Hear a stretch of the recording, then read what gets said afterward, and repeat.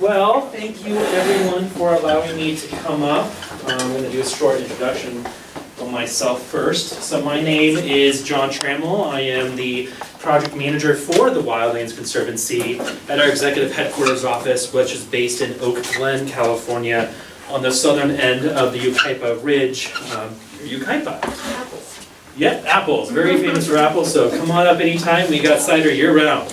We now have hard apple cider, too. Anyway, so I've been with the organization since 2014. I started off as a part-time naturalist at our Oak Glen Preserve, teaching outdoor education programs. Then I spent a full season working as a ranger at our Bluff Lake Reserve, which I will be talking about today.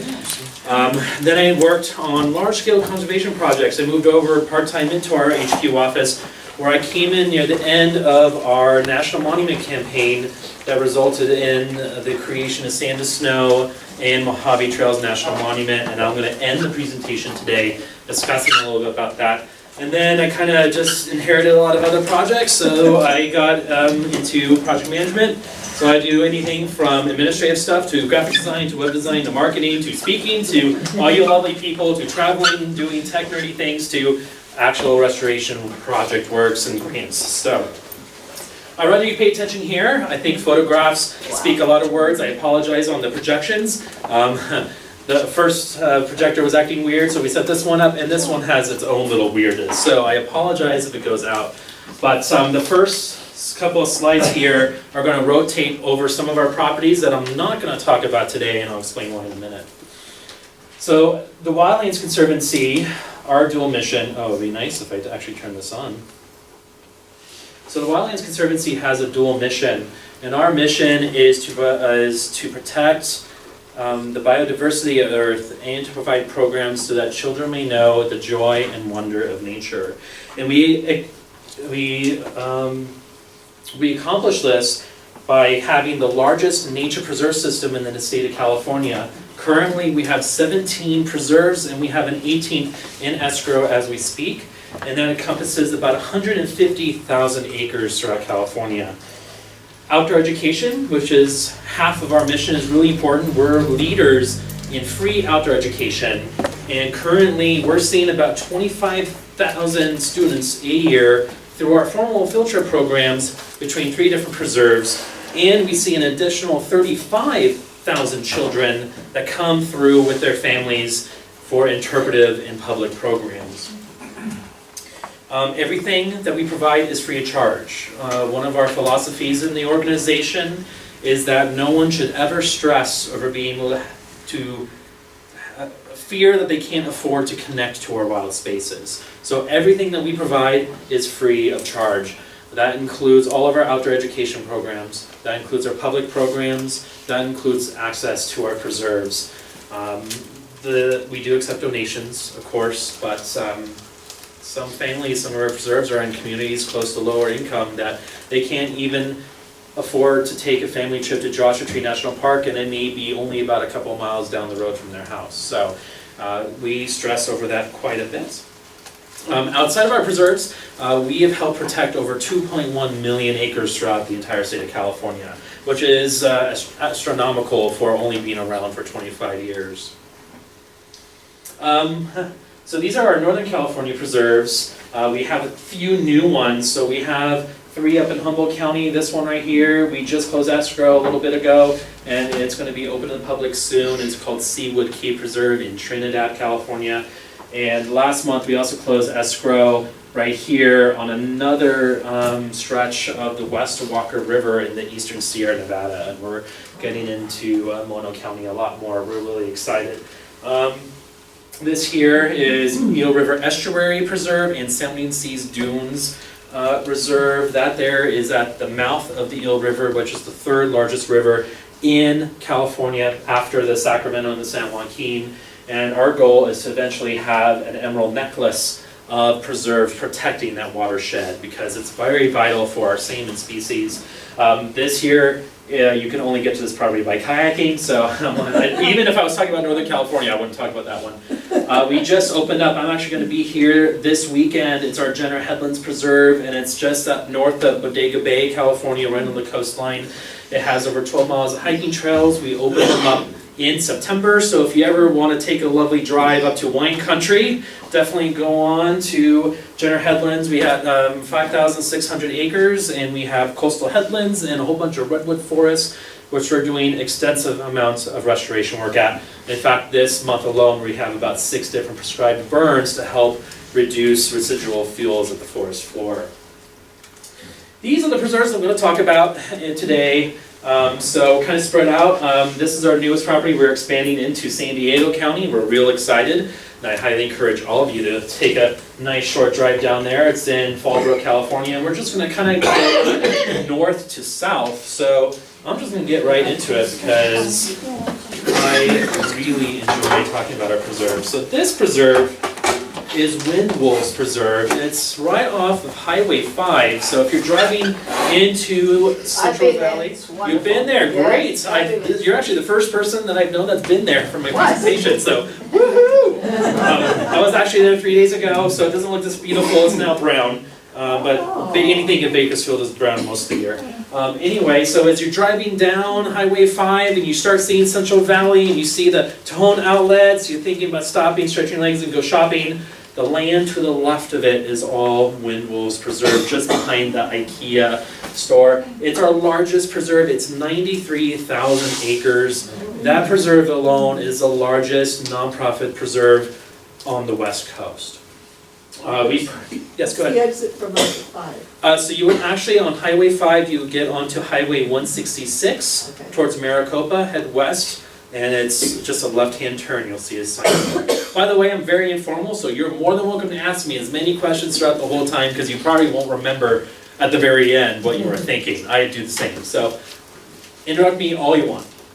It's located 45 minutes southwest of Bakersfield, and we're kind of between Tone Ranch, which has been in the news quite a bit lately, Bitter Creek Sanctuary, and Carrizo Plains National Monument. And what's really special about Wind Wolves is you've got multiple different environments conjoining into one space, making it a very biodiverse reserve. You have the Central Valley, you have the Mojave Desert, you have the Sierra Nevada, you got the Transverse Ranges, and you have the California coastline environments all meeting in one spot. It's fantastic. Almost 17 years ago, we introduced Tule elk, the smallest elk species in the state of California. Back in, we brought in about 16 Tule elk. This is one here. Now we have a herd of almost 400, and we have a carrying capacity of 2,000 on the property. So we're really excited for that. Every September, we actually cover all 93,000 acres, or try to, and have a count each year to count these guys. And we can't do it alone because we're a nonprofit with not that many staff. So we actually call on all of you citizens to come on out to the preserve and help us count. It's an early morning. It starts at 6:30 in the morning, but there's hotels nearby. Unless you like tent camping, we do have a beautiful campground there, which is also free of charge. You just got to reserve ahead of time. And you wake up, you get into different vehicles, and you drive into the backcountry, which about only 1/8 the entire property is accessible by the public. So you will go into the backcountry where most of the public can never go and find these guys and help us count them, because we need that. So we usually get about 70 to 80 volunteers. Even usually they're there, and we're even using GIS mapping tools now to increase our numbers. So we have California condors on the property as well. That was one benefit to introducing the Tule elk onto the preserve, is that they will help sustain a California condor thing. And actually 1 year ago, last month, we had our very first recorded California condor nest on the property. It had an egg, the egg hatched, and actually it's about right now that chick should be leaving the nest and shouldn't be there anymore. So we're really excited. We do some cattle grazing on the property to help with invasive grasses, and so we do lose some cattle there, and that also helps support the California condors. And the closest release site is only 25 miles south in bird miles, in air miles. So not that far for a California condor. So we're hoping to see more and more of them. In fact, my very first visit to that property, I saw one at eye level. It was really cool. And all the other staff there hated me because they've not seen one. They've been there for years. Anyway, Beginner's luck. yeah, we've done a lot of restoration work here and continuing to. This here, you see a bunch of people there helping us with the Bakersfield cactus. Who knew Bakersfield had a cactus? The first year, we got permits for the Fish and Wildlife so that we could bring them out. The first year, we were only about 5% success rate of starting populations, but in the 5th year, we were 95% successful. The work that our staff have done on just that project alone is being published in scientific journals, and they're going to be using it in other areas throughout the world to help restore our cactus populations. So we're real excited there. We're doing restoration work for the endangered San Joaquin kit fox, the blunt-nosed leopard lizards, and a lot of other things I can't remember. The tricolored blackbirds also is a very big focus of ours. So I highly recommend you go out and visit. We do a lot of outdoor education programs, we do camping, we have group campgrounds, so we have a lot of different groups that book them, and they really enjoy it. And my favorite time to go is in the spring because everything's green, the flowers are blooming, and you can get snow from the mountain peaks, and it's a remarkable place. Are there any wolves? Did you call it wind wolves? No, so that's an interesting question. Actually, I'm glad you asked that question because I actually forgot a very important piece of this property. It's called wind wolves because it's a Native American name. It actually doesn't come from California, it comes from the Midwest, to where it's the spirits of the wolves that are running through the grasses, the wind that blows. It's actually spirits of wolves running through, so they call them wind wolves. But this is very important with archaeology and cultural resources. There's so many different cave arts and stuff from the Chumash people. They lived on the Santa Barbara coastline and they would come in to wind wolves so they could trade with other tribes and hunt. So we actually have a lot of Native American rock art, pictographs. We got lots of different types of solstice calendars, rocks and mortars, village sites, and most of that is actually in the backcountry where the public can't get to it. And we have archaeologists coming from all over the globe to this property. One of our caves is called Paleto Cave, and it's very significant because it has the widest range of colors ever seen in any type of rock art on the globe. So we are able to protect that, keep the public away from it, and invite specialists in so they can do studies on it, which is really fascinating. So thank you for that question, because I'm not reading my notes apparently, just going off my memory. I'm partial to both. All right, so I was actually here this morning. Some of you may have visited our Bear Paw Reserve. It is off of Highway 38. Just right as you get off Highway 38 to the Valley of the Falls Road, there's like a sharp turn that goes on down and it takes you here. So Bear Paw Reserve, by the way, we have reserves and preserves. Preserves, we kind of usually do a lot of public enhancements. We do parking lots, we do facilities, we do education programs, we may do camping depending on the preserve, multi-use. But reserves, we try to leave the properties as wild as possible. We will have some trails, but that's all we do. We let nature be nature and we just have to maintain it a little bit. Or sometimes they're really remote properties that it's tough for the public to get to.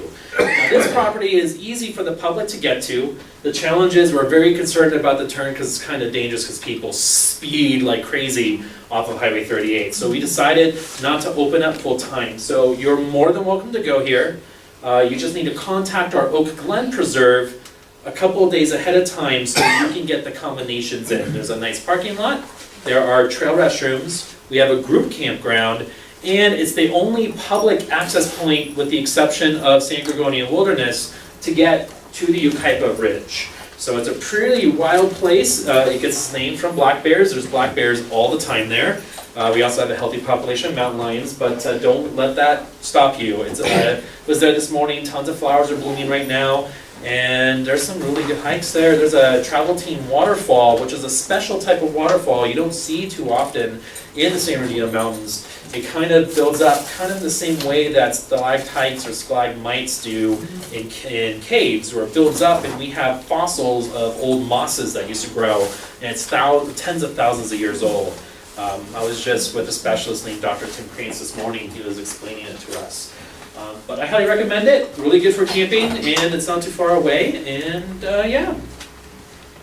So I'm going to play favorites on this one because I love all of our properties, but I spent 5 months in the trailer at this property, so It's a special place for me. So this is Bluff Lake Reserve. I highly recommend you visit. It is only 4.5 miles away from the village in Big Bear Lake. So it's off of Forest Road 2 and 10, which they just opened up on Sunday. And so we're going to work on opening this. Usually it's open from May 1st to November 1st or first snow, because it's at 7,600 feet elevation. It's the highest, most intact meadow in Southern California, elevation-wise. And it's a small property. It's only 80 acres. It has a 20-acre lake, and then past the lake, which you can't see, there's a 35-acre meadow that has a lot of different endangered species. The bird-footed checkerbloom, or the big bear checkerbloom, as it's commonly known, is found there, and you can see it at the end of June, and the trails go right past them. You have the California dandelion. You also have a big bear bluegrass that's there, and there's a few other species that are also endangered. I just can't remember them. It's a mixed conifer forest as well. We believe that the reserve actually has the largest Jeffrey pine in the United States. So we're working on those surveys right now. Also, it is in old growth forest. There's something called the Old Growth Forest Network, which was created by a botanist, PhD in, I think she lives in Massachusetts, but her goal is to protect or recognize old growth forests at least in every single county in the United States. For some counties it will be really difficult. Yeah, right. But this is the first one in San Bernardino County, so it marks it off. So it's really cool. It's a 0.8 mile trail, all flat, so I highly recommend you go out there. End of June is my favorite time. That's when all the flowers are blooming. And it's a short walk to the Champion Lodgepole Pine as well. And I'm going to play a little bit more favorites on this because there's a short video that kind of shows the beauty of it, and why not? So just enjoy. It's just going to be a little music, and I don't remember if the audio is on, but you can just take a look. We're hoping to do this for all our preserves.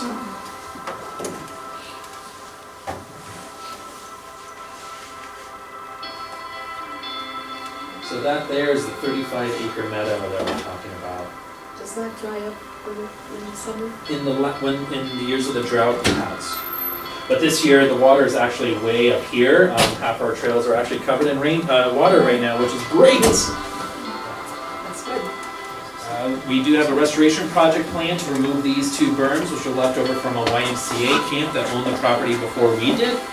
We're working on that now. We're also going to build a boardwalk across the meadow, but that's all in the very early stages. We're still years away.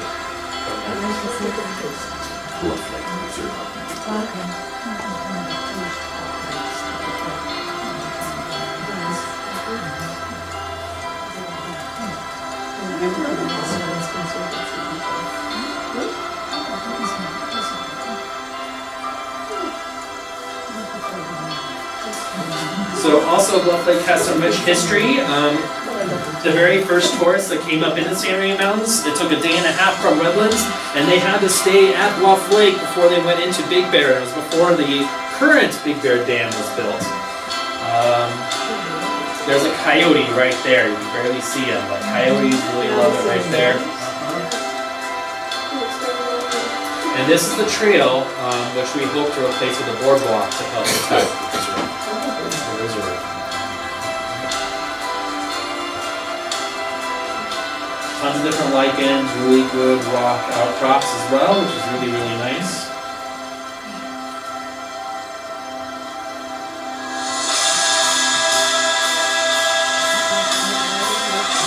If you've ever seen the original Parent Trap film of 1962, this is where it was filmed for the summer camp.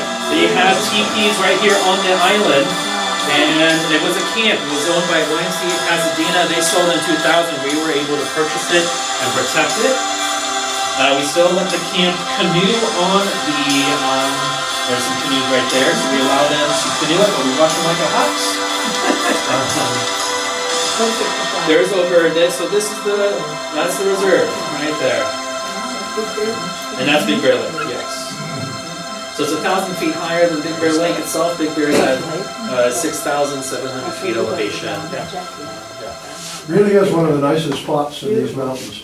Yes, I think we are very lucky as an organization to have Bluff Lake Reserve, and I could just have a whole hour presentation on Bluff Lake alone. So, A natural It was a lot of fun when it was the one. so it's not a natural lake, by the way. So the dam was built in for the YMCA camp, but previously it's the headwaters of it's not. It was the headwaters for the Siberia Creek that flows into Bear Creek that goes into the St. Anna River and off to the ocean, in theory.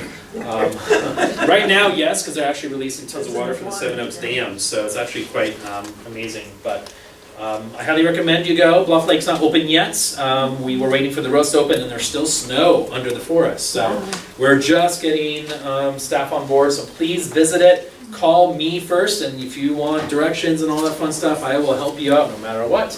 And hopefully you get to meet my sister, because she's going to be a ranger there this year. All right, so this property is arguably one of our most remote locations. We used to consider it part of our Oak Glen Preserve, but it kind of made no sense because one, you couldn't see the property from Oak Glen Preserve, and second, there's no trails or anything. So we split it off, and it's called Galena Peak Wilderness Reserve, and it is at the headwaters of Mill Creek in Mill Creek Canyon. So to get yourselves oriented, right here is the Big Falls Recreation Area, the end of the Valley of the Falls Road. So a lot of people go there, they go see the waterfalls, they picnic, but if you decided to go cross country, 2 miles up Mill Creek, you will be on Wildlands Conservancy property. And so it goes all the way up to the head wall or the jump off, or I forgot what it's called. And the peak itself is right here, there's these two sections. It's the tallest nonprofit owned peak in the United States that we're aware of. It's at 9,340 feet. Remarkable place, very geologically active. We also own on Ukaipa Ridge Wilshire Peak to protect it, and Bear Paw that I mentioned is like right here. So Bear Paw Reserve, you can hike up to the ridge and then follow this ridge and go up to Wilshire and all that fun stuff. And here's Oak Glen Preserve, so Los Rios Rancho if you're familiar with that, and I'll talk about that later. But here's the peak view from kind of like right here is where that picture was taken. So it's on the, I think Galena Peak's on the 100 peaks list for the Sierra Club as well, and part of the route that you can hike 24 peaks in 24 hours. So you would actually start at Bear Paw and hike every single peak on the ridge. You go to Galena Peak, cut on over, go over here to the San Gorgonio Wilderness and hit all those lovely peaks. I would never do that, but that's a lot of hiking in 24 hours. Anyway, it's there, and we're just going to lead nature taker course there. Yes? Are those in-holdings surrounded by? They are. So it's surrounded by National Forest Service. So these are definitely U.S. Forest Service. And this is, but it's also Sand and Snow National Monument that borders Galena Peak. So we kind of bought the land in holdings, and we kind of kept them to protect them because we never knew if someone else was going to buy them and what they're going to do with. Because the Ukaipa Ridge, I have to tell you, that ridge is probably one of the most wild places in the San Bernardino Mountains. You got a very healthy population of black bears, healthy population of mountain lions, and the wildlife up there doesn't see people. It's one of the untouched areas that a lot of people never get to see. Foxes, bobcats? Yes, bobcats, foxes. Actually, Bear Paw, I was just talking this morning, we even have, ringtail cats that have been discovered there within the past couple of months. So, and there's probably some flying squirrels up there because I know there's a population in Forest Falls. Tons of geology as well, very active. You got a lot of landslides, and hidden is like a lot of tiny baby waterfalls, which is really neat. I've been right there. That's as far as I've gotten. Because the people with me did not bring water. Who does not bring enough water on hiking? They didn't. They did not, and I wasn't going to share mine. So we had to turn around. Anyway. It's a remarkable place. So this is where I work and also live. This is Oak Glen Preserve, and it almost looks like this. Our poppies are way behind because we've had a colder winter this year, which is great. We're not complaining because even Oak Glen, which is at 5,000 feet elevation, has been pretty dry. But we've actually recorded 46 inches of rain for this season, which is great news because a couple years ago we only had about 19. So we are really happy. above average for this year, and I know if we are there, the rest of the mountains are above average. Hooray! So, nice relief. But yes, You said it's also your home. Do you live on the preserve or your I live on the town? preserve. Which house? I live right next to, it's the loft above the garage by the Ranger House. I think Charlie was living The one to there, the south, yeah. right across the street from Riley's. So I live Yeah. upstairs of the garage. Is Charlie still in that house? Yeah. Okay, So, Charlie and neighbors, yep, so Hidden Hollow. okay, you have the loft apart. I do. We do have wildflowers that are blooming right now. We just opened up our palette. So Los Rios Rancho is interesting. It's the largest operating apple ranch in Southern California. 1 year old as an organization. The ranch foreclosed, and at the same time, in a canyon just south of Oakland called Wildwood Canyon was being developed. A lot of homes were being built. A lot of people were fighting to protect it. That's how Wildwood Canyon State Park was created, was to protect some type of piece of that canyon. And developers like, oh, there's this 900-acre property in Oakland. We can build homes there. Well, when you're a farmer in a very touristy area and the largest farm foreclosed on, and developers are looking at it, you're like, if that goes, we're in big trouble. So this is going to be a neighborhood, but Wildlands, barely 8 years old with one preserve, kind of went right over here, went to auction, and we outbid the developers, and it became ours. So in 1996, we acquired it, and one thing that we do is we honor the cultural, historic purposes of the properties that we own. So for generations, I'm young, I was born in the late 80s, but early 90s, even my grandparents would take me up there and we would have apples, pick our apples, make our apple cider. So people have been doing that for almost 100 years and we just didn't want to stop that. So we first tried to farm ourselves, but we learned real quickly we're environmentalists, not farmers. So we looked around and we found the Riley's family and we leased them the ranch. So Los Rios Rancho is on Oak Glen Preserve, and it's been managed by the Riley's family ever since, and we helped restore the farmhouses, the original packing house that dates 1913, and we have a really good, healthy relationship with them ever since. Are they farming? They are farming. There's a lot of changes that they had to make because of us owning it. And since then, there's been a lot of changes. So when we first got the property, the first thing we did was remove a huge wildlife fence that blocked the Ukaipa Ridge from the preserve. It was massive steel to keep the bears out, but it kept other wildlife out. So we first removed it. And we now have a healthy bear population. I've actually had one on my front door last fall. I was like, hey, go away now. But we see mountain lions, we see black bears, we see bobcats, we see foxes, we see tons of coyotes. We do have a healthy population of deer as well, which makes sense if there's mountain lions nearby. Snakes, lizards, the whole shebang, tons of birds, it's great. But they do apples pretty much is what they do. And we've required them to use less harming pesticides. Before we owned it, they actually used DDT, which was really bad. So we had to kind of like, hey guys, no. So we've done a lot of work on the farming side to make it more healthy for the environment.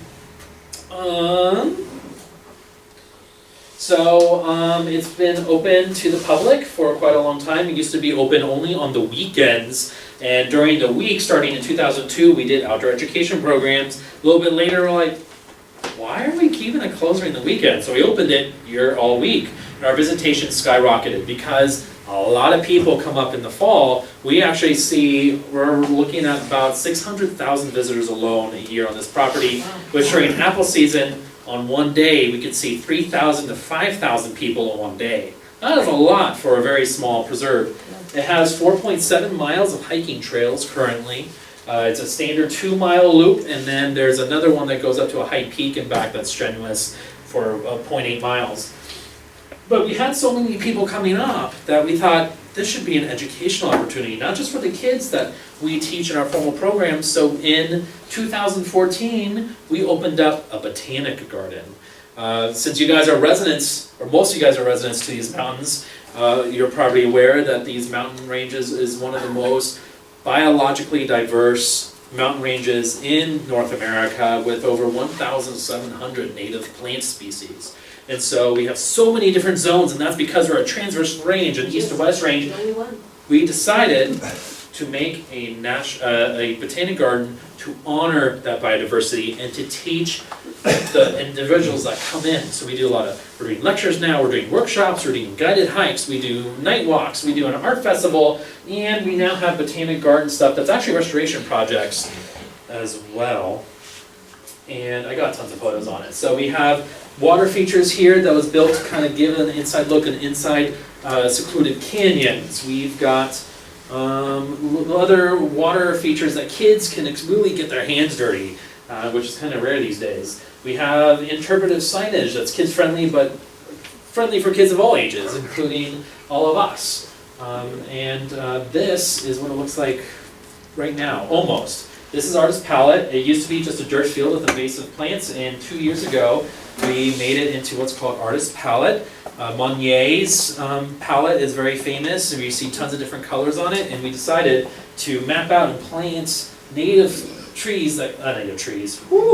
flowers that match his paint palette, or whatever you want to call it. So it's open to the public. We opened it last week. It's not as prominent, but we're hoping the blooms will come out because it's been a warmer winter. But if you want some nice fields of wildflowers and a nice gentle walk and then enjoy some apple cider and some apple pie, come on down to Oak Glen.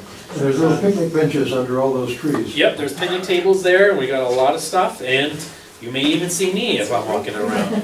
So this is significant. I don't know if most people know this, and we're working on a trail right now, but in 2012, one of our previous preserve managers just liked to climb high-Hugh peaks, just go across country and just explore. Well, he came across this tree, and we measured it and studied it, and it actually became the largest native oak tree in the United States of all the species, not just its species. So it is pretty impressive, and it's in the Ukaipa Ridge, and what makes it so prominent, it's in an old-growth forest, and it's really fun because there's a freshwater spring that's right there, the San Andreas Fault kind of goes through there, and no public can get there. So it's really exciting, and we're currently building a trail to it. It's actually in the Forest Service. It's not on our preserve. It's like 500 feet past our boundary, but we got a permit so we can take people up there on a trail. We're almost done with it. It's going to be by guided hike only because we just don't want the public to be free will on something like this.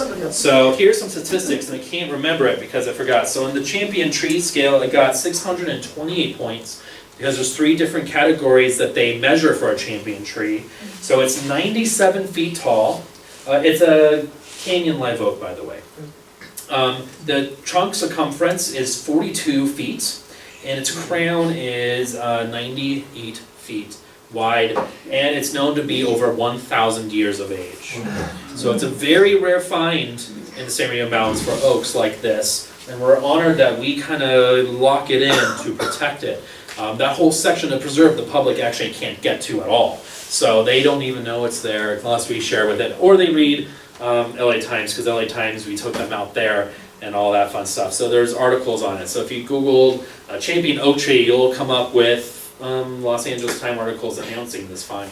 So we can't wait to share it responsibly with people. And is there one more slide on this before we go on?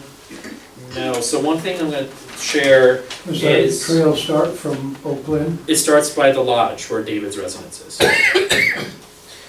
So before I go on to the next preserve, one thing that really concerns us is in November, the spotted oak borer, which is a borer that's causing a huge amount of threat to our oak trees in the San Jacinto Mountains and some other places in California, has been discovered here in Oak Glen.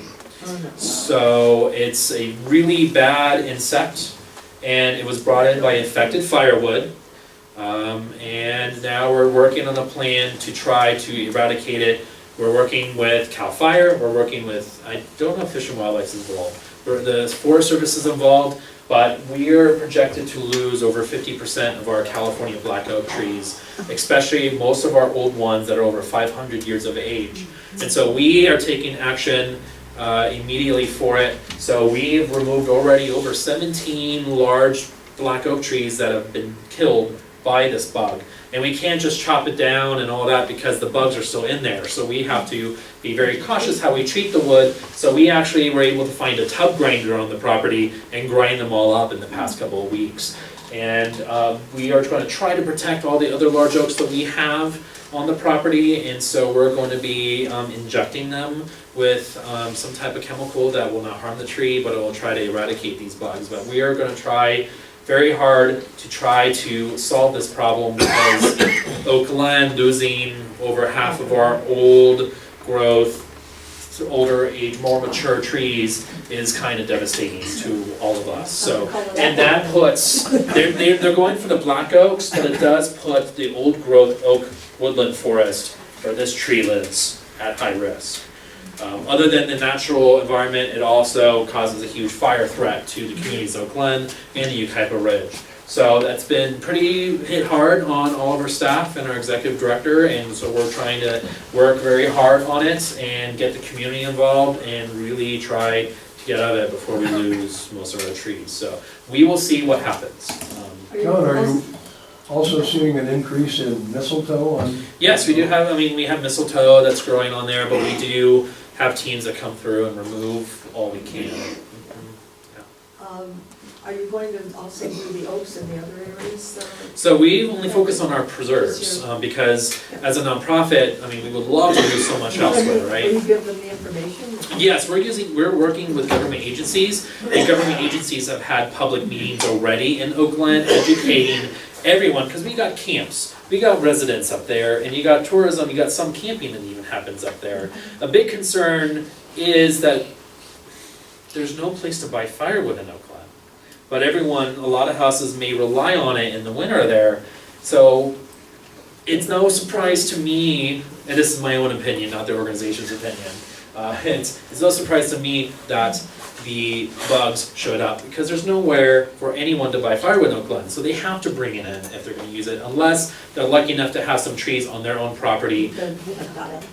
Right, so we use firewood at our residence that's from our preserve itself. Not the stuff that died with the bugs. We have to do something different to eradicate them. So I wanted to take some time on it. Sorry, that was not part of my plan, but it's really big news, and we're trying to spread the word. But you guys all know to burn it where you buy it, so I trust you. Some of you have been here, apparently, I heard, in one of your last outings. Mission Creek Preserve is a transition zone between the lower Sonoran Desert and the Mojave Desert. It's 4,700 acres. And it has over 4 miles of hiking trails, and it has one of the less known access points into the desert side of Sand to Snow National Monument. So it's a unique area. It's a seasonal spring, and so we do camping there. We do individual and group camping, and there's a Stonehouse picnic area there. That's usually where the camping is. There's restroom facilities. Mission Creek flows halfway through the year. You have desert bighorn sheep that you may see. It's also very vital habitat for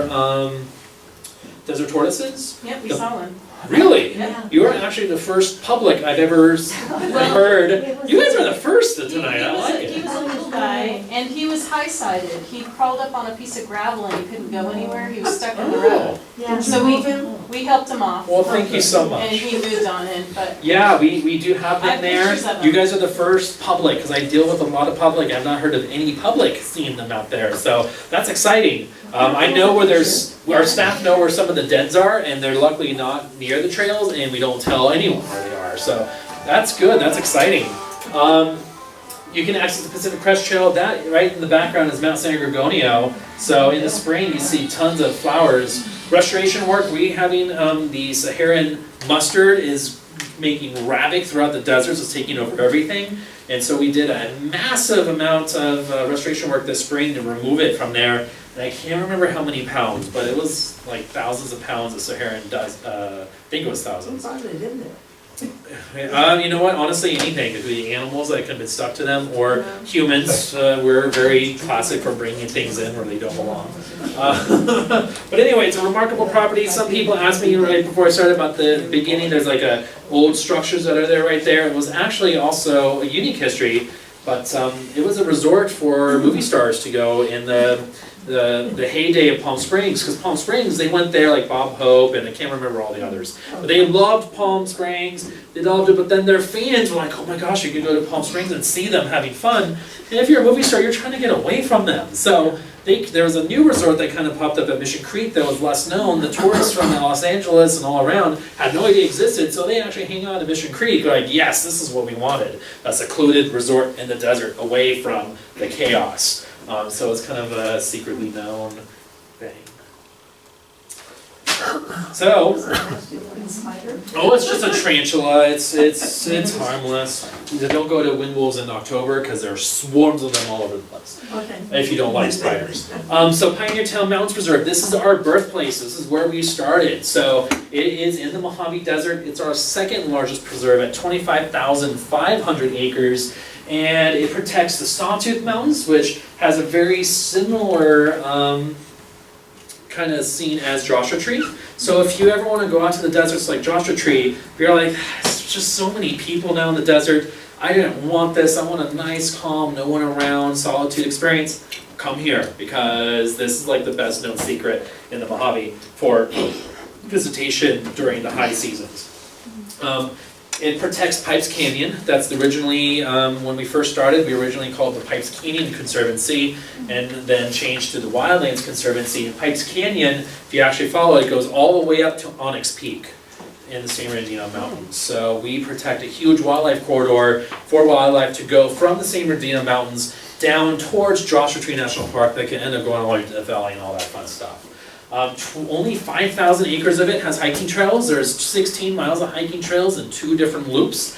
The remaining 20,000 acres is actually designated as the Pipes Canyon Wilderness. It is the largest nonprofit designated wilderness on the West Coast. We would say the whole United States, but we're not sure about the whole country.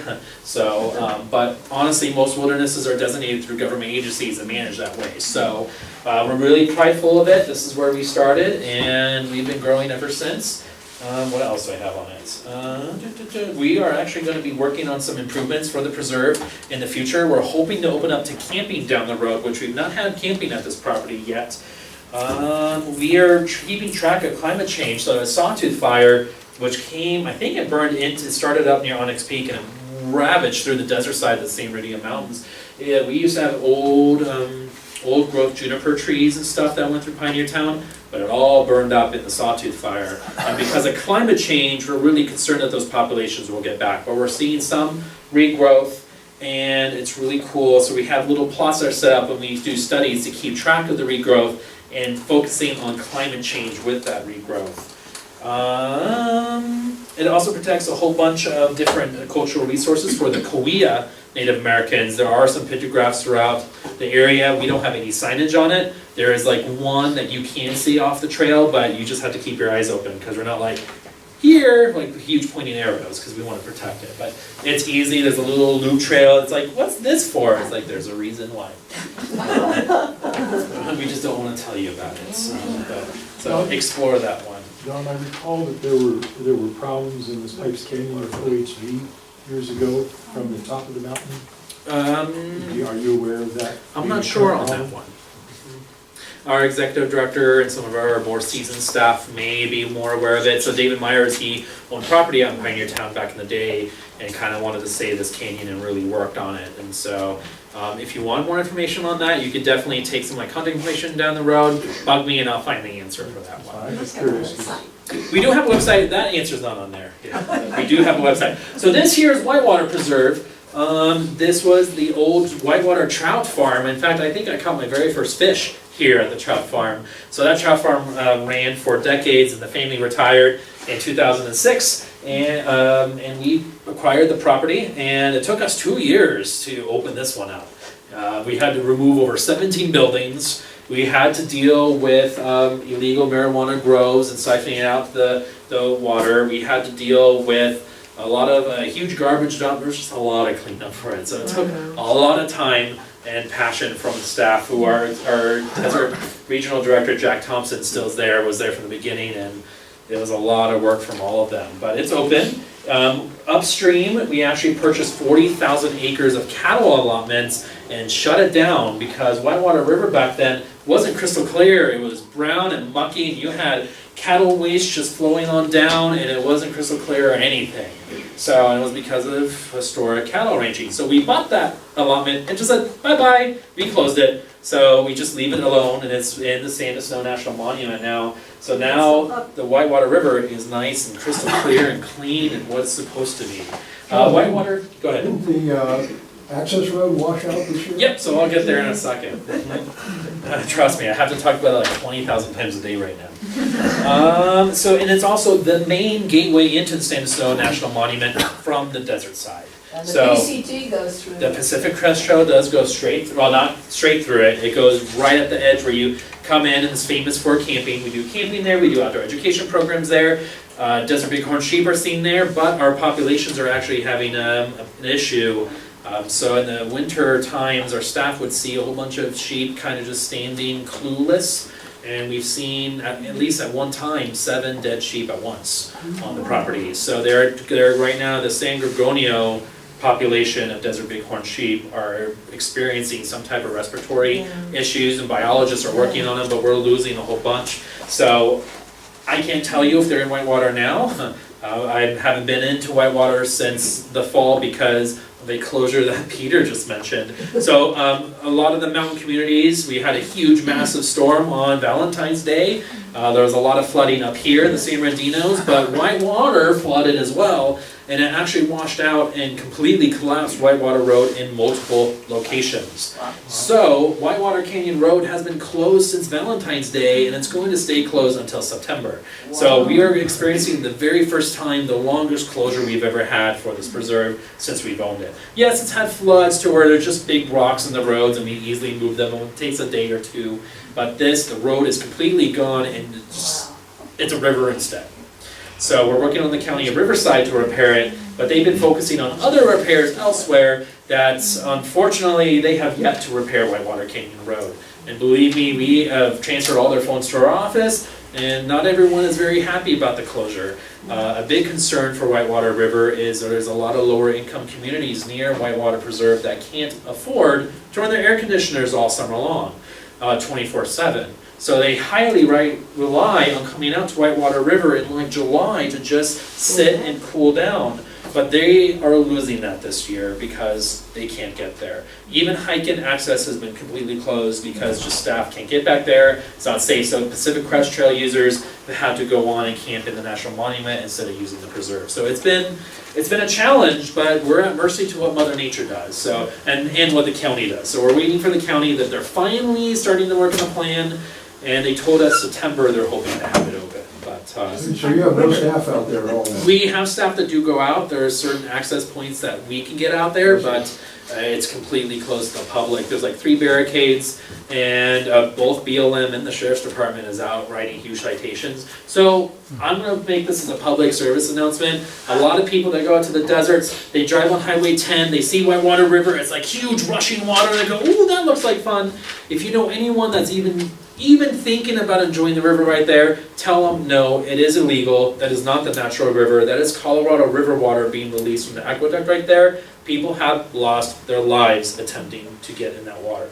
And you will get a hefty fine if you go there or anywhere in Whitewater Canyon. Well, it's because people see on the river and go, oh, that looks like fun. And you can't tell how dangerous it really is. And we're working on it this year because the whole road's closed, that we know people are going to try to access the river. So there's a lot of, our desert staff are doing a huge amount of public outreach in the deserts, like, do not go. The river's supposed to look like this, not like a raging torrent, because that's Colorado River water. Anyway, back to the scheduled program. So we do have black bear populations. In fact, it's crazy because now I talked to bear biologists and they're saying that they're seeing black bears all the way down to Ramona in San Diego County, and we've never introduced black bears into the San Jacinto Mountains. By the way, if you didn't know, black bears are non-native to the San Bernardino Mountains. They were never in the San Bernardino Mountains. They were introduced here in the 30s. We had the lovely California grizzly bear. Those were our native guys. The last one was shot in 1926. We're like, whoops, we probably shouldn't have done that, but they were kind of like, ooh, you don't want the grizzlies back though. Can we make something else? So we brought problem bears from Yosemite National Park, released them down. We have tons of healthy black bears, but black bears are using Whitewater Canyon to get over, cross underneath Highway 10 in the hot deserts and into the San Jacinto Mountains. So they're using it as a major wildlife corridor, and it's a crazy. And they used to love our ponds either to cool off or, of course, fish for trout. Because we used to have trout in the ponds, but 2 years ago, we had an amazing discovery where we discovered the California red-legged frog. It was the first time it was sighted in Whitewater Canyon since the 50s. We were just doing general maintenance on one of our ponds, and our ranger's like, that looks like a California red-legged frog. So we had a whole bunch of specialists come out, they did surveys, and I'm like, oh, you guys got California red-legged frogs. So we moved all the trout to one pond and we let them die naturally, and we're not restocking the trout because trout are carnivores. They'll eat the eggs and the tadpoles of our California state frog, and we rather protect the natural animals and wildlife than just have fish there that aren't trout, that aren't native. So that's good, it's a good thing, but tons of people ask us if they can go fishing and all that stuff. It's not bad. I'm going to spend 10 seconds on this. So this is Mariposa Reserve. It's in Orange County. It's actually blooming right now in Mariposa lilies. I saw photographs this afternoon. It's kind of, I've actually not been to this one because it's a 5-mile hike from a trailhead to get to our property from Black Star Canyon. And I wish I can share more except for the basics because I've not been to that one yet. But it's almost 900 acres. And it protects cultural resources. You have Mariposa lilies like crazy. We've got a huge healthy population of salamanders that are there, and California newts. So it kind of protects that, and it's a wildlife linkage in the St. Anna Mountains area. So bug me more for more questions if you're interested in that later. This one we're really excited about. So this is one of our newest preserves in Southern California. So the Santa Margarita River is the last remaining free-flowing river in Southern California. We don't have that anywhere else. And I don't remember the exact years, but this is in Fallbrook, California. You had this Santa Margarita River Valley, and a utility district owned it. They were going to build a nice reservoir dam and dam it up, and the community of Fallbrook and surrounding areas were like, what are you doing? We don't want you to dam this river. So they fought, they advocated, they won. And so a trails council was created, and they built 18 miles worth of hiking trails and opened up to the public for recreation. And I don't know if they did any education or anything, I'm not familiar with it. But down the road, we own it now. And we acquired it, and we got escrow in December, right after Christmas, I believe. And we inherited it. So we have 18 miles of trails. And we have a free-flowing river. This is it in the fall. We have beaver dams there. Who knew we had beavers down in San Diego County? I didn't until we got this. So the trails are open. We're doing improvements. We're going to improve the parking lot. We're going to build a ranger station. We're going to have 7 residents there and really improve it to the Wildlands feel, because we're very picky on the aesthetics of our properties, and it doesn't feel like it yet, but soon it will. But I highly recommend it. It is a biological hotspot. There's more species of birds and wildlife there than anywhere else in Southern California, except for probably the Salton Sea, but who knows how long that will last with the current state of that. We won't get there right now. But anyway. How close is it to Camp Pendleton? This river flows through Camp Pendleton, so we're upstream. We own a 5-mile stretch of this river. So we're really excited. It's really narrow. It's really calm. We also do horse properties on there, and let's see what else is that. Only 1,384 acres.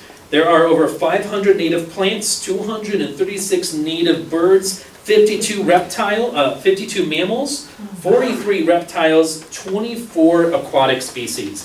That is a huge number of species in this river valley. So we are very lucky to get it. It's our first property in San Diego County. It's just outside Fallbrook. So if you're feeling like you really want some good California avocados and go down to Fallbrook, just drive a little bit up north and you will find this property. And we're going to hopefully open it to outdoor education programs. It'll be our next preserve we open up to education, and it will serve northern San Diego County and the Temecula area. So we're looking at as far as youth coming in from Escondido to Temecula area to Camp Pendleton region, so Oceanside and all that fun stuff. It's going to take us a few years. It doesn't happen overnight, but we're working on it, and our staff is really excited about it, and it's beautiful. So if you want a gentle walk, it's not anything strenuous, but if you want to do some type of trip that's further away and see something unique, visit. And if you need better instructions of where it is, just contact us, and we will get stuff online soon. Yes? A couple of years ago, I was at a presentation by NOAA where Santa Margarita was one of the prime locations for rehabilitating steelhead. Are you yes. are you aware of that? So we had, so one project that we're doing right now is the property is kind of split by Sandia Creek Road, which is the access road into it. And we're actually going to do some changes to the bridge that the community drives over. and I know we were meeting with California Trout on those discussions. So if California Trout is involved, then there may be some master plan. Because this is so new, I'm still learning about this property, and I would have to ask our management staff that are down there on the field, still learning everything out. There are some fish species that are in there, and it would be probably an ideal thing. The headwaters are in Temecula, which is interesting. But you would have to reach out to me at a later date, and I can find the answer for you. But I would want to know the answer too, so I may just ask on fun.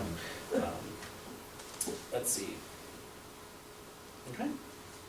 So, the last part of this presentation, and I know I feel like I talk too much, but I get very passionate about our properties. So one thing that we do is we do a lot of large-scale conservation projects, and some of them you guys are actually familiar with. And why did I put my notes away? Because there's some numbers that I always forget, and I want to make sure they're right. So here they are, is some of them that we have worked on.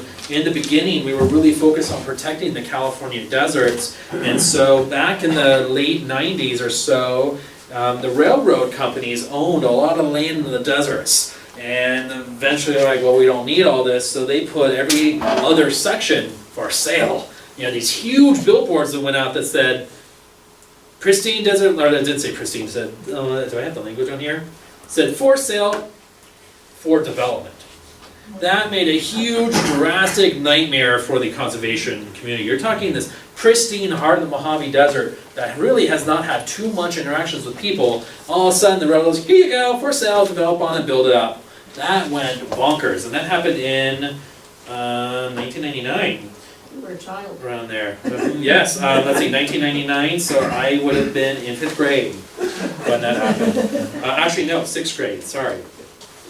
So Wildlands Conservancy worked hard. We fundraised and all that, and we purchased 437,000 of those acres that went for sale in that first year. And then in 2003, we bought 155,000 more of that land.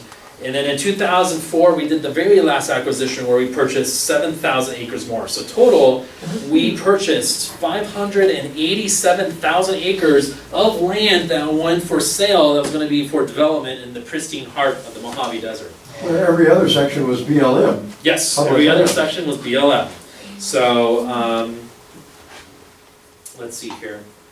And then what we decided to do is Wildlands got a volume discount. yes, we got a discount, and we also had help. It's not like we just had all the money in the world to get all this.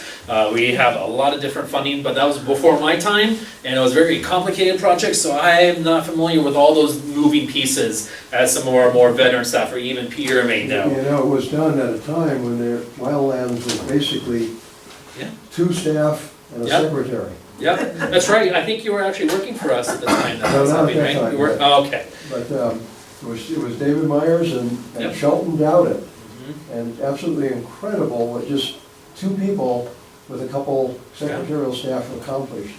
Yeah, so it's amazing what we did there, and we didn't stop there because we like, well, what are we going to do with all this land? So we donated it to the federal government. We donated it to the Department of Interior, and there were earmarks on it that it had to be for conservation, and it has been the largest private land donation to federal government for conservation in U.S. history. You were like the Indians, you put your trust in the federal government. Yeah. Well, trust me, I won't go into the details, but that National Monument Review that happened put a lot of that land at risk. Most of that land is in the new Mojave Trails National Monument. Some of it was added into Mojave Preserve. Some of it was new land into Joshua Tree National Park. And there was other stuff that was kind of random that really wasn't part of this that we own out there that we help protect as well. So, speaking of that, the National Monuments Campaign, which the Sierra Club should be very familiar with. Stand to Snow National Monument, 154,000 acres, protects Mount San Gorgonio and goes all the way down to the desert floor, right here in our backyards. That was our brainchild there, of really getting that going. Of course, we couldn't do that with the help of all the dedicated conservation groups, including the Sierra Club for advocacy. That name actually came from us, because in the beginning, when we just had preserves near the San Bernardino Mountains, we called them the Sand to Snow Nature Preserves. So that name came from us. We worked really close with Diane Feinstein on it, and also Mojave. Yes, so Diane Feinstein is actually a really good friend of our executive director, a really strong, healthy partnership to get this going on it. And same thing with Mojave Trails National Monument, which includes most of this land, and that's 1.6 million acres of desert land that protects Route 66 and all the land around it, which is really great. So David Myers was actually in the White House when President Obama approved that designation of it, and so he was standing next to the president, and so we've done a lot of work. We couldn't have done it without all the support of everyone else, but it was a 15-year work that started from the Catellas and went to this. St. Anne River Trail and Parkway, a while back, everyone was so excited about St. Anne River Trail, all the governments were talking about it, they were real excited, and then all of a sudden they kind of just went back to their normal thing and nothing ever got done. There were some new parks that were built, some sections of the trail, public started using it, and it kind of just went back to normal and there wasn't much, and Wildlands came in and went, hi everyone, let's come back to the table, let's get this going again. So we kind of really jump-started it back up. So we weren't the main leaders in it, but we kind of brought everyone back to the table so that we could have a St. Anne River Trail and Parkway system. And we're still on the board today. Our executive director is a member on, I believe, a voting member that helps support the St. Anne River Trail. And the trail is almost completely connected. I know there's still small pieces, I think, in like San Bernardino, Redlands area that's yet to be connected, but so we can't take full credit for that, but we kind of brought everyone back, like, guys, we need to get going on this. Save the Saints campaign, kind of extends to the National Monument campaign to advocate for the San Gabriel Mountains to be protected, the Santa Ana Mountains, the San Jacinto Mountains, all that fun stuff. Owens Valley is something we're continuously working on. I've actually worked more recently on it. So for those of you who aren't familiar with it, the city of Los Angeles owns most of it out there. Actually, do I have the acreage on? I did not put the acreage on there, but for the Los Angeles Aqueduct, they own a lot of land out there, and our concerns is Los Angeles may have a budget problem and an issue to where a good amount of the money is going to have to go for pensions, and LA is going to look for money somewhere to make those pensions. They have the water rights in Owens Valley, but they can sell the land off and make some money, and that could be very low-density vacation homes and will destroy the vital importance conservation areas of Owens Valley, and we don't want that. So since I can't remember, I think 2001, 2002, we started many attempts to put a conservation easement on all I think it's like 320,000 acres that the city of Los Angeles owns in the Eastern Sierra Corridor. We've tried 3 different times. The 3rd time we were really, really close to getting that conservation easement on that property. It would do nothing with the water rights at all to LA, because we would never try to fight that, because water law is insane. But we were trying to protect the ecosystems that's on the land. So at some point, the city of Los Angeles sells it off, they keep the water rights, it can't just be developed into whatever. So we're keeping a close eye on it. I was in Owens Valley last spring working with a lot of different local organizations to try to jumpstart it, and we just determined it's not the right time, but we're watching everything. And it's interesting because for the first time that we're aware of, City of Los Angeles is now starting to sell off some of the land that they own out there, but it's for good. They're selling it back to business owners, because in the old days, City of Los Angeles just bought all the land underneath the towns in the hopes to just kick them all out and no one would live in Owens Valley. So if you look at maps of land that they own, the entire city of Bishop, including the Indian reservation, is owned by the City of Los Angeles. They just don't own the streets because they don't want to maintain them. Anyway, fascinating. Last thing, as a lot of organizations do, yes. I have a quick funny story. When we started the Owens Valley Project, I made 14 trips up to Bishop and Mammoth during a 1-year period, and had a lot of meetings up there. And one of the meetings was with the general manager of LADWP. And I had in my purse a live check for $25 million. Wow. If they agreed to the conservation easement, I would turn that check over to them. And at the time they said, that's chump change. Nobody needs that. We don't need that money, and they turned it down. I did not know that. That's Wow. what I'm saying. Yeah, we partner with a lot of different things, and we're keeping close eye on it. Chump change. Right, that'd be nice for me to have. Can I get that money? Standard last thing on it is just wildlife corridors, as all tons of organizations do. Cold Canyon area, which thousands of people drive to the ocean in Orange County. There's an old freeway entrance that doesn't exist no more because we purchased land underneath it. It's a wildlife corridor. There's stuff in Cajon Pass that we've. What is a wildlife corridor? They go through there all the time. Oh, yes, yeah. So there's certain things, and that's why the national monuments are important. Because now with the protections of places like different wildernesses, Joshua Tree National Park, in theory, a desert bighorn sheep from Mount San Gorgonio can walk all the way to Death Valley protected. There's a few little highways that have to survive, like Highway 15 in Las Vegas traffic and stuff. But in theory, there's a huge, massive corridor for wildlife and all of that stuff. I can sit here and talk for 10,000 years about everything and all the details on it. But apparently, there's something called sleep, and you guys probably have other business to attend to. So I want to thank you guys so much for inviting me. There's a lot of information. Please come and visit our preserves. On the back table, right by that camera that's there, I actually brought some trail maps for Oakland Preserve, for a further away Windwells Preserve, and Whitewater Preserve. I also have stickers back there, please take them. And I also have my business card, so you can call our executive headquarters office at any time. And I'm usually the one answering the phone, unless I'm on the line with someone else or I'm out with another group like you guys. So, are there any final questions before I leave you? Where did I get my education? So interesting, so I graduated from Cal State San Bernardino. My degree is actually in public administration, so government management and government and nonprofit organizations. I was one class away from a minor in environmental studies, but then I got hired full time, like, I'm over school, let's just drop the minor. I immediately graduated. I'm in the field I want to be in. I'm actually a heavy volunteer for the California 4-H Youth Development Program.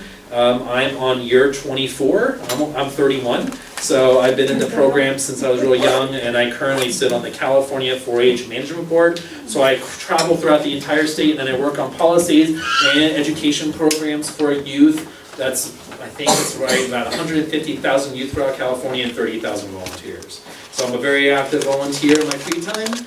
And I get to work what I love doing for Wildlands Conservancy day in the day. So I've learned a lot of skills, including public speaking through the Floyd program, and of course, college education as well. Yes? Are we allowed to ask, where the money actually comes from? You know what? You are, because we get that a lot. So I heard that there was some very wealthy person early on yes. in the organization. So the way we started, if you remember the Pioneer Town Mountains Preserve, and I don't know all the details, because our executive director is a very humble person, and he's actually not a bragger. Some of you I may have heard today, you know what, I've never even heard of the Wildlands Conservancy. It's interesting, that's a problem we have, but it's because we are a type of organization where we're 90% work and 10% brag, where there's a lot of organizations out there that do the same thing we are, but they're probably more about 50% work and 50% brag, where they're really big on it. But we just keep working and go on the next thing, and our executive director, he's just not that way. But when he wanted to protect Pipes Canyon out here in Pioneer Town, he obviously needed financial support, so he took a one-page ad out on the Los Angeles Times. And I can't remember the exact wording because he's only told this once to me, but it was like looking for like-minded people for conservation, something along those lines. One person did answer the call, and he provided a large sum of money for us to acquire our original properties, and that includes Pioneer Town, that includes Oak Glen, that includes Bear Paw, that includes Windwells Preserve, and a lot of other places.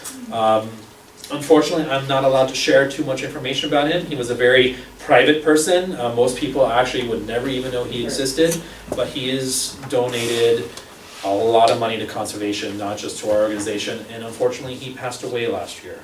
So, we honored him with some of his remains are now near our office in a place at Oakland Preserve called Our Children's Forest, and we have a nice beautiful heart rock on top of him, but there's no signage or anything.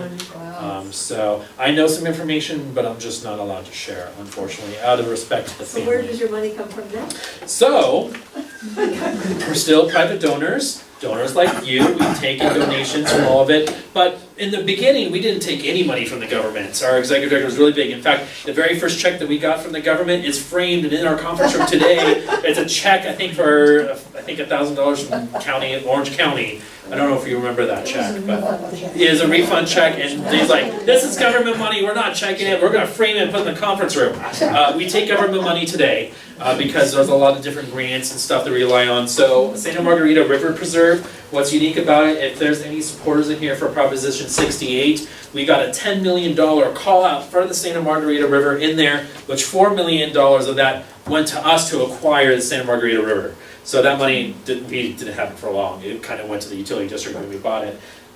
So we do things like that. So we're a nonprofit 503c, so lobbying is very minimal, right? There's only a certain amount that we can actually lobby before we lose our 503 status, but there is small things that we do some lobbying, and the Proposition 68 was one of them to get this property. So grants, for example, I am managing a $1,000 grant from the California Parks, State Parks and Recreation, to get a brand new floating dock at our Oakland Preserve. It's gonna be like a horseshoe-shaped thing, and it's gonna go on the entire extent of our dam. So that's something that I'm working on right now. We hope to have it done soon. So those type of things we rely on, grants and all that at this point. So, yes. I just want to add that the anonymous donor also donated, I believe it was $268 million to veterans organizations to take care of that. Yeah, this donor, he was a mathematician, and he just figured out algorithms to play the market and he made money to give it away.